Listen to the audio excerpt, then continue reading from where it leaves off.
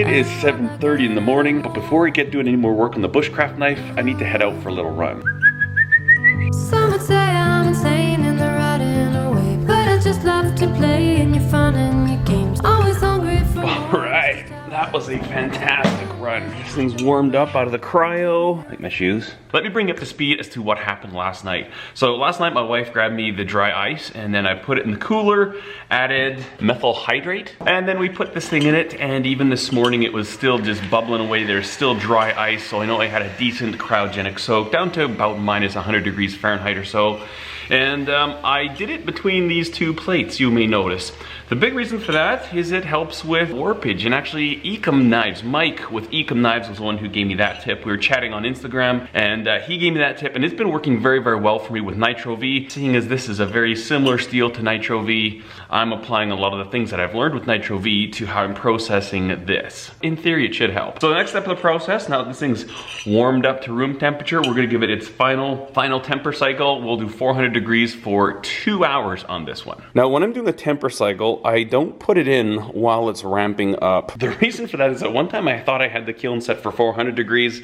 Actually, I had it set for like 1500 degrees. Yeah, I didn't get to temper it. I basically brought it up to its upper critical temperature again, and we're starting over with the heat treat. We've already got a lot of time invested in this sucker, and I'm not really interested in taking that risk, but we'll give it a minute or two, make sure it's 400 degrees is what I actually punched into the old settings, and then we'll do our temper, and then I'm gonna go shower because I stink. All right, just pulled this out of the oven. Still a little bit warm, but let's have a look. Let's see how straight this thing is. All right, let's look at this together. I haven't even seen yet. Ooh, that's pretty straight. I am happy with that. That looks fantastic. I'm gonna take it over the granite. Stand by. I love you, honey. Like I was saying, I'm gonna head over to the granite surface plate just to double check. I mean, I don't even think I would attempt to try and straighten out this if there's the slightest curve. It looks like there might be just the little tiniest tinge. When we're on the granite surface plate, we'll also go ahead and mark out our center grind line. And then I'm gonna do more of a traditional bushcraft kind of grind. A lot of these knives, what I'll do is I'll grind them up really high. This one I'm not going to. Also, one thing I need to address is that when I was doing my layout with my scribe, you see that? That was because the original template, the blade kind of went down a little bit, and then as I was profiling it, I didn't really like that. I wanted to leave this a little bit more flat, but I've got that scratch mark in there, so I'm gonna have to take it to the old grinder, kind of just hit it right on the surface of the grinder there. No big deal though, we'll get that cleaned up, kind of do both sides, and then we'll mark out our center line. That way we're at our final thickness before we mark out the line that we want to grind our edge to.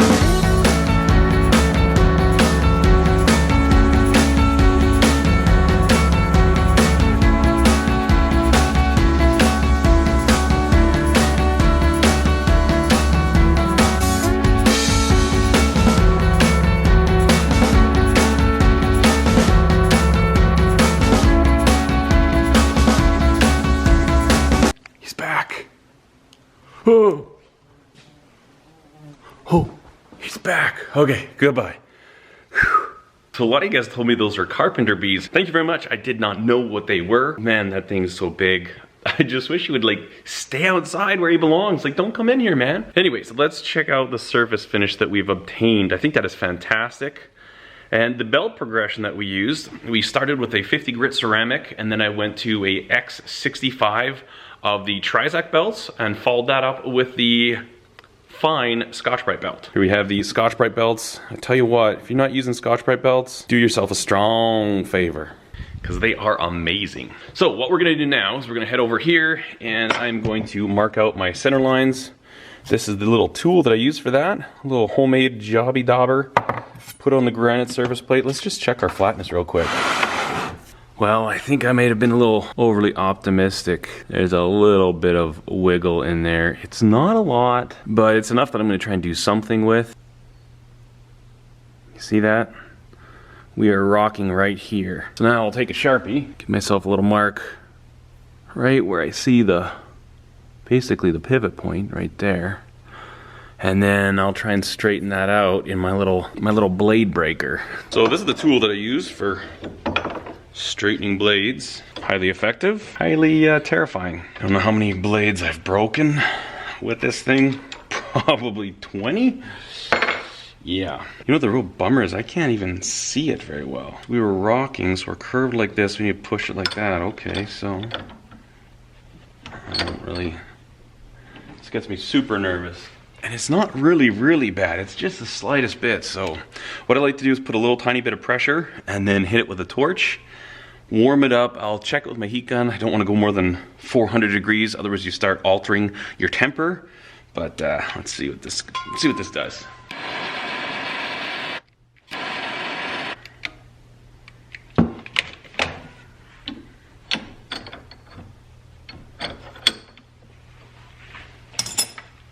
Major improvement with just that.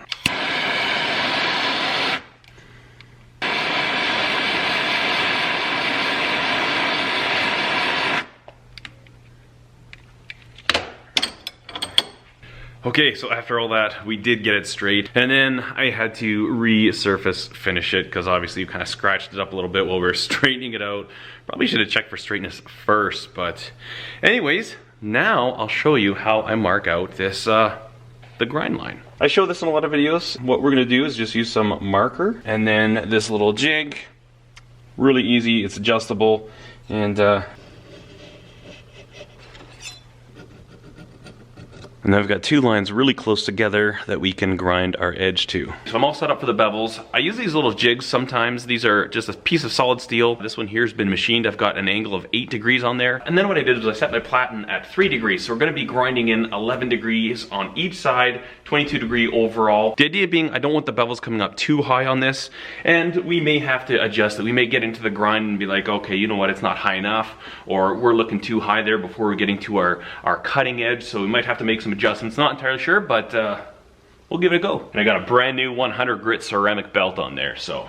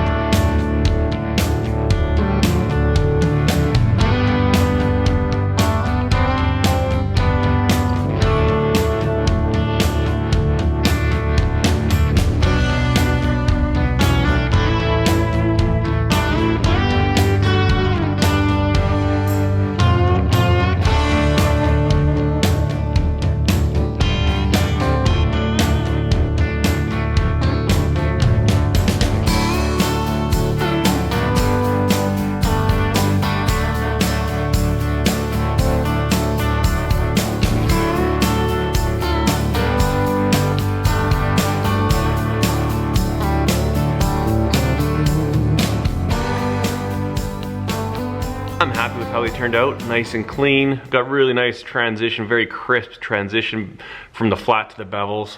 And again, we finished with the X65 Trizact. Now, I didn't take Scotch-Brite belts to the bevels on this one, and the reason is that I want to keep the grain orientation on the flats going this way. And with those Scotch-Brites, you know, they got those little like curly, wiry, plasticky things hanging out. If I were to try going over the bevels with it, it would end up putting slight scratches. The scratches would kind of transfer, and we wouldn't get a really nice, crisp transition like we have right there. So I want to maintain that. I want everything really nice and crispy, so we're just going to leave it the Trizact finish. Really happy with how consistent that plunge line and that plunge line are. Every single time I grind another knife, without sounding arrogant, but I impress myself. I'm like, I didn't know I could grind that good. And that's the fun part. That's the part that kind of keeps you going and just gets you jacked, is it just boom, boom, boom. Every knife is better and better and better. So much fun. So the next step of this process is going to be wrap this whole thing up with some tape just to protect all this work that we've just done to it, and then we're gonna kind of start marking out, figuring out our handle scales. Before I go ahead and glue the scales on, I think I'm actually gonna put some liners on these. I'm sure it'd be solid on its own, but I would feel a little bit more comfortable if I put just a thin little layer of G10 on there and glue the entire surface to that. That way it's got something to, you know, every one of these, not only is it just glued to itself, but then it's also glued to a backing, a common backing, and that will just help increase the strength and decrease the likeliness of these things ever coming apart or something like that. So let's grab some G10, cut it out. I'm gonna do black just because it's black.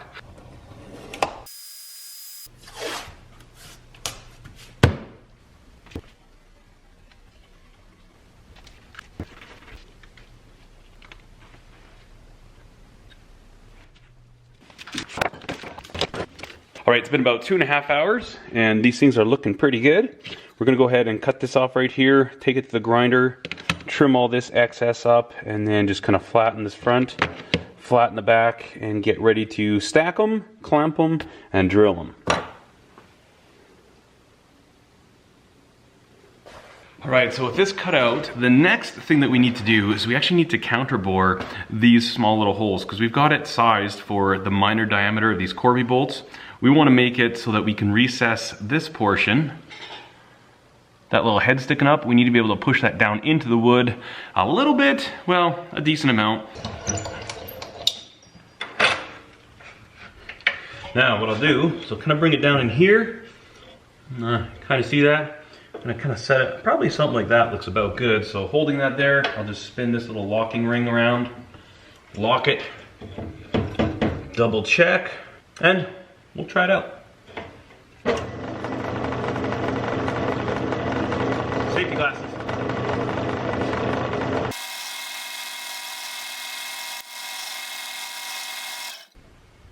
Okay, let's bolt these up and see if it works. You see we still got a little bit of that slot sticking up, so we can cut that down. Once we grind it flush, it'll look like a solid pin. And the other thing to consider with these Corbys as well is that they're not really like a fastener, right? It's just kind of a way of holding a pin in place. You can't really use these to bolt scales together with, and even during glue up, I mean, you don't want to crank on them, right? I just give them a nice little snug. I think I've got about 4 or 5 threads engaged right now, and that's plenty for these. And the nice thing with them though is that, you know, we've got these things bolted together. We can go ahead and cut this other scale. We can shape both the scales to the tang, and it's just kind of nice to be able to work like that, get really far, basically farther along before glue up. We'll get this shaped up, and then we can glue this thing together. Now that's going to happen tomorrow because I've got to whip into town right now. I've got a meeting to go to. And tomorrow we should be able to get this thing finished. Really excited about this. Really want to see what this looks like. You know, when you see all these different shapes and lines of that wood and stuff, it's so cool to think about once you add your contouring and textures, you know, where the different points are going to end and start. And it's so fascinating. We've got a block of wood that's got this much character in it. Same thing with burls and different grains in the woods. You know, you see it like this in a flat state, and then you start shaping it, and then it just totally changes, and it's really, really exciting to find out. See what that looks like in tomorrow's video. I want to thank you so much for watching this one. If you liked it, give it a thumbs up. Consider subscribing to the channel if you have not done so already. And I just really want to say thank you so much for the great comments on yesterday's video. You know, I've said it before on this channel, and I'll say it again. You share something on YouTube, and it's amazing what I get back from you guys. You guys teach me a lot. You've got some great tips and tricks, and I really appreciate that. Keep them coming, and we'll keep cranking this stuff out. Thanks for watching, guys. Cheers.